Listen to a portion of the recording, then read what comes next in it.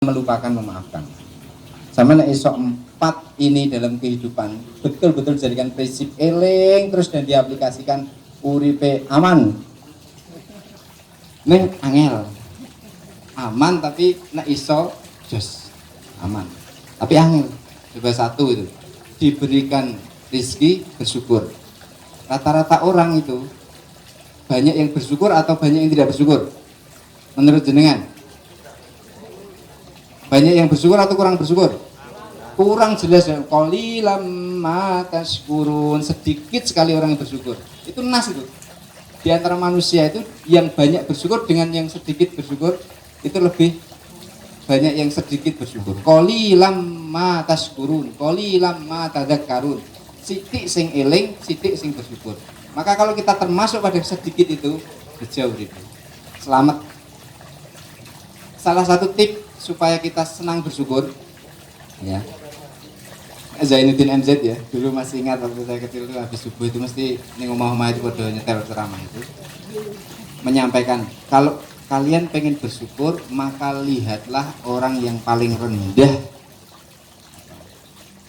apa saja, ekonominya, ilmunya, lihatlah yang paling rendah dari kita, jangan melihat yang paling tinggi. Dalam masalah harta misalnya, kok lihatnya wong sugih terus, kira-kira bisa bersyukur nggak?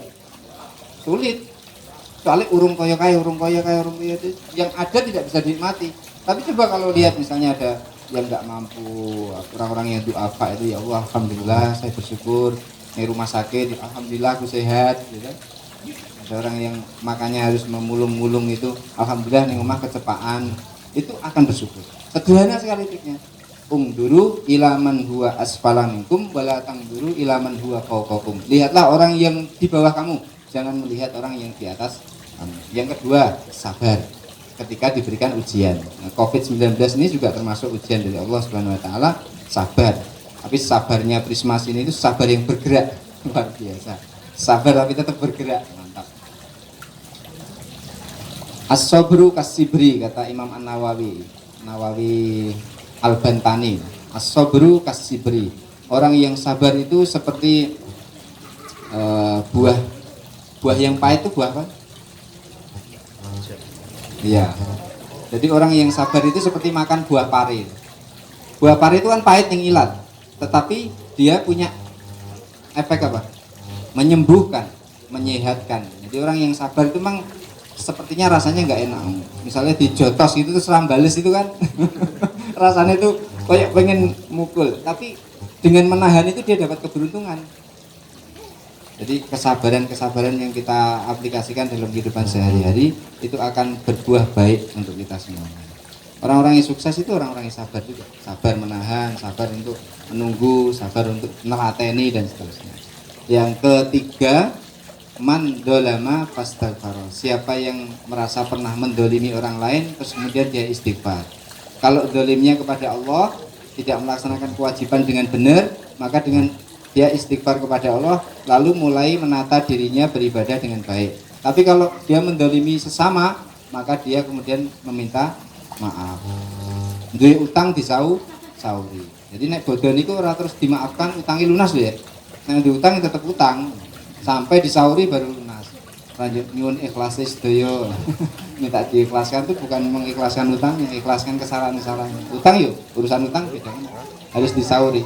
Jadi kalau urusan pada Allah istighfar, ditambal dengan perbuatan yang baik, kalau sama manusia meminta maaf. Yang terakhir, mandulima fadofaro. Siapa yang didolimi, dianiaya, maka dia melupakan. Rata-rata orang ketika didolimi, sedih, ya kan? Terus berupaya untuk membalas dendam, betul enggak? Dia nggak ingat bahwa ketika didolimi, dia punya senjata yang ampuh kepada Allah. Yaitu apa? Berdoa. Jadi orang itu semakin banyak didolimi, semakin doanya apa? Kabul, istijabah. Dan kabulnya itu 3 hari lamanya. Orang kalau didolimi seseorang merasa, aduh, aku kira berbuat seperti itu, tapi kok aku difitnah, aku terdolimi. Ya Allah, saya sedang terdolimi ya Allah. Saya mau berdoa ya Allah. Cita-citanya dikeluarkan semua. Aku pengen ini, aku pengen ini, aku pengen ini. Enggak apa-apa doa. Dan itu berlaku berapa hari? Ya, expirednya 3 hari. Kalau kita didolimi punya kesempatan 3 hari masih untuk berdoa. Ini rata-rata kesempatan ini tidak diambil oleh orang. Karena apa? Ketika didolimi sibuk mencari celah ben iso bales. Sehingga dia urung untuk berdoa. Maka ini rumus-rumus kehidupan kita supaya kita selamat, kita mendapatkan petunjuk terus. 4 tadi, Heleni 1, kalau dapat nikmat syukur, kalau dapat ujian menganiaya istighfar, dianiaya memaafkan. Alhamdulillah, mudah-mudahan sedikit ini ada manfaat.